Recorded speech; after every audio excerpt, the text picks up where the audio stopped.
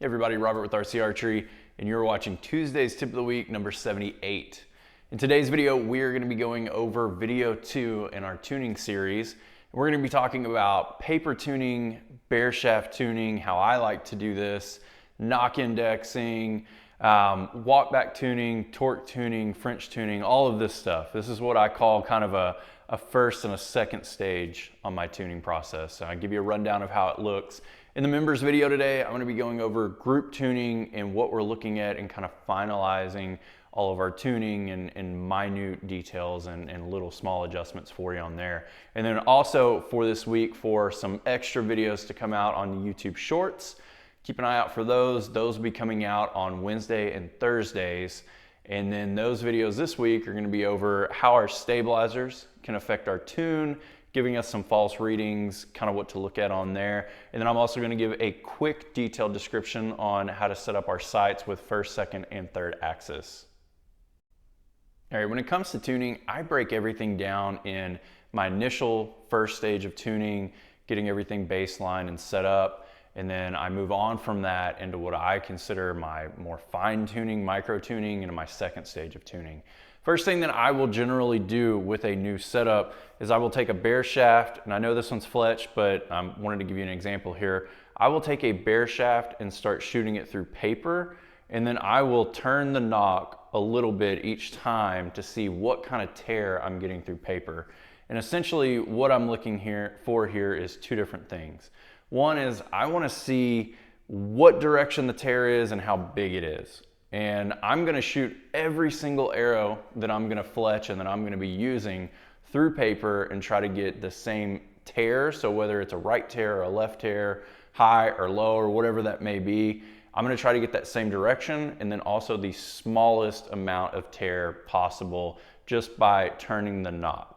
And then once I find that for every single arrow, what I do at that point is I go through and I mark that arrow with a Sharpie. And then that way I have the knock, bushing on this one, and also the carbon part of the arrow shaft marked. And that is going to be my 12 o'clock position for each arrow. From there, I go through and I fletch them. Whatever configuration you're using, that's what I do is I set that in at the first mark, and then I'll start turning it from each vein to the next while I'm fletching. That also lets me know when I'm shooting which direction this arrow needs to be, and that gives me a baseline for what I'll do next.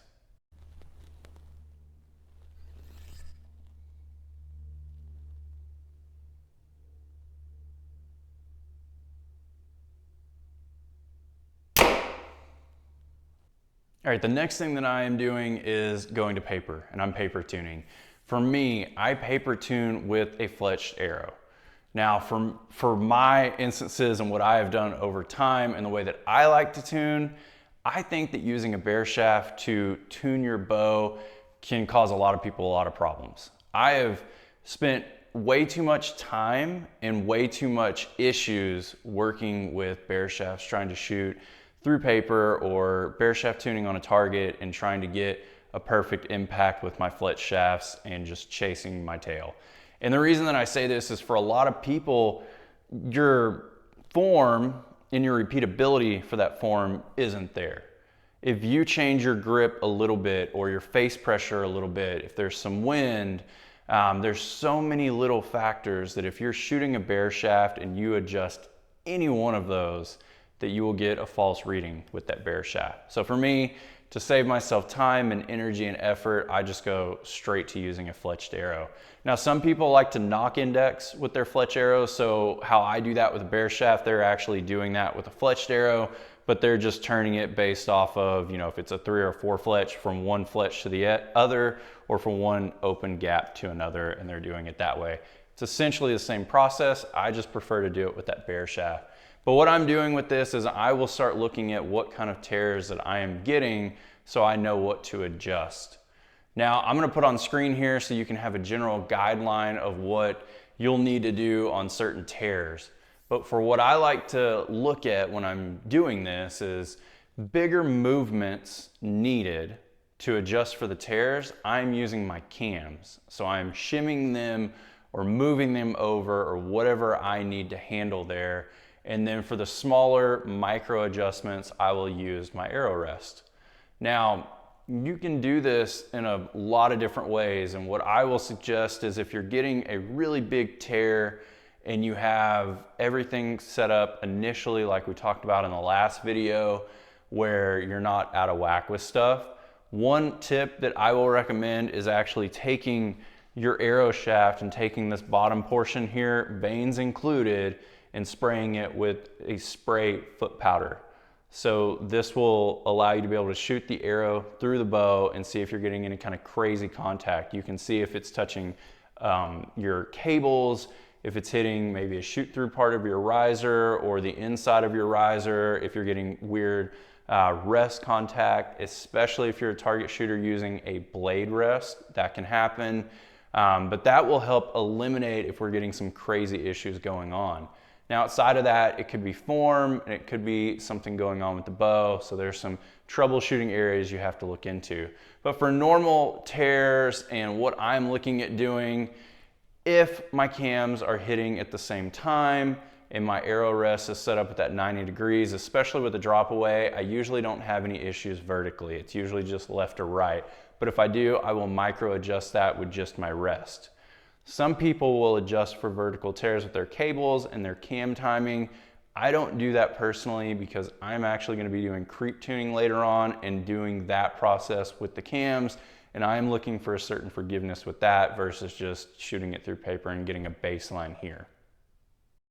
All right, now that we've got a baseline tune out of the way, and I will say that if you can't get a perfect bullet hole, but you can get it close, then that may be as good as you can get. So don't put too much stress and strain of thinking you have to have that perfect bullet hole through paper. You can get away with a little bit of a tear, and honestly, after you do the remaining tuning and what we're going to take care of, you may have a slight tear through paper at that point anyways. Your grip could affect that, some facial pressure, stuff like that, and it really just comes down to what is repeatable for you and what you're looking at, even with that bow sometimes. But for the second stage of tuning, what I like to do is creep tune, then torque tune, and then I will do a French tune. Now, I like to do it in that order because the first two stages, the creep tune and the torque tune, help me eliminate ups and downs and left and rights based off of variances in my shot. And then that last stage with my French tune, it's extremely similar to a walk back tune, which is what most people have heard of, but I'm taking out the middle distance. I shoot at an up close distance, I shoot at a far away distance, and that's what I'm looking at. It's less arrows for me to shoot. It's just when I was testing out both methods, it came up the exact same. If you need a middle distance to, look at a pattern of arrows or what we're seeing on target, go for it. Nothing wrong with that. But for starting out here, let's talk about creep tuning. Creep tuning is exactly how it sounds. It's allowing us to adjust the bow with the timing of the cams in order to help us when we are not perfect on our shot. So if we're pulling into the back wall a little bit harder, maybe because it's windy or we're nervous, or if we're creeping or not pulling into the back wall as hard because we're nervous or it's just a soft shot or whatever is going on. Now, for me, all of my tuning is to make my bad shots hit closer to the middle. That's what I'm looking for. My perfect shots are always going to hit close to the middle. So I'm not worried about that. I'm trying to hedge my bets on my errors and my mistakes.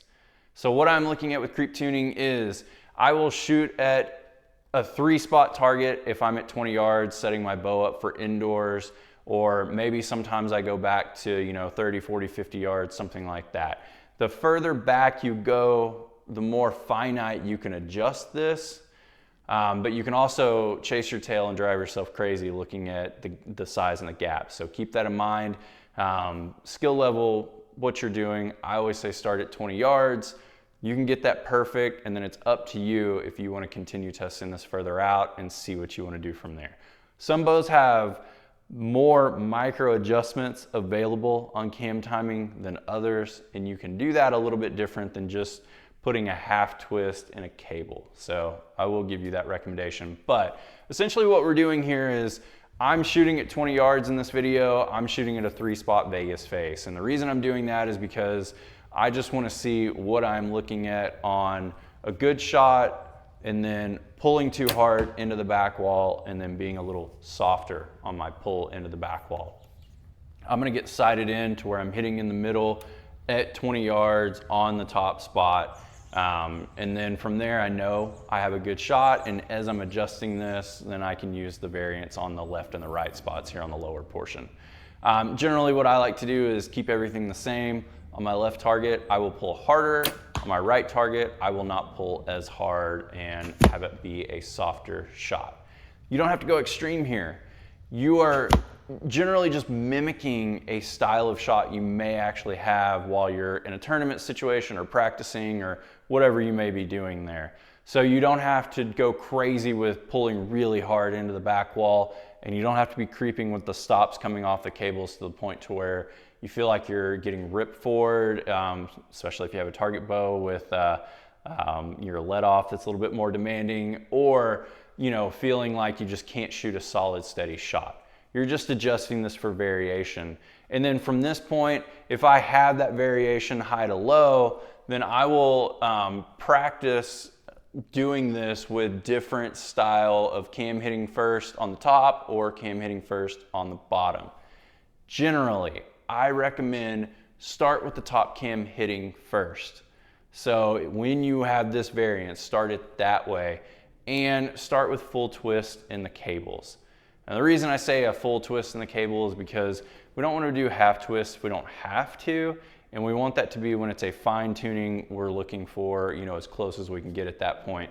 Doing that over and over and over again, it weakens down the serving that's on there. It can cause some separation, some breaking, and some bad issues that we don't want to run into. But we're doing this and we're adjusting the cams, we go back to the target, we shoot, and we're doing that until we get the least variance up and down.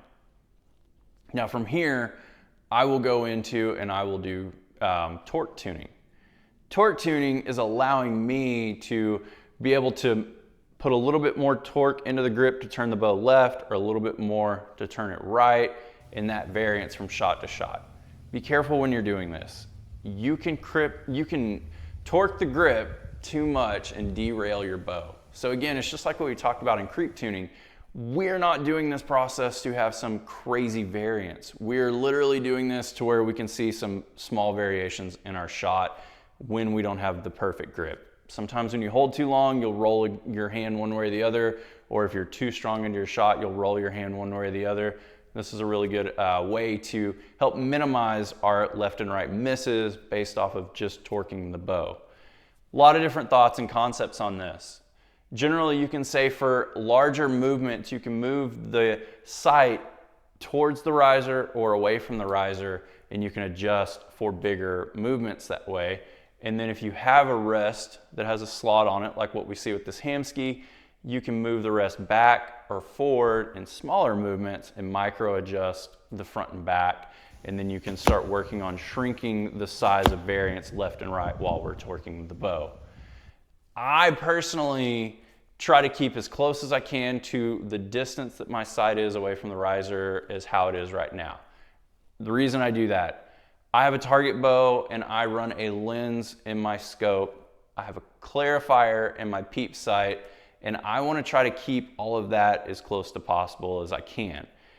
Extending the sight out or bringing it closer into the riser of the bow changes the perceived magnification. It also changes how big of an aperture you need in your peep sight.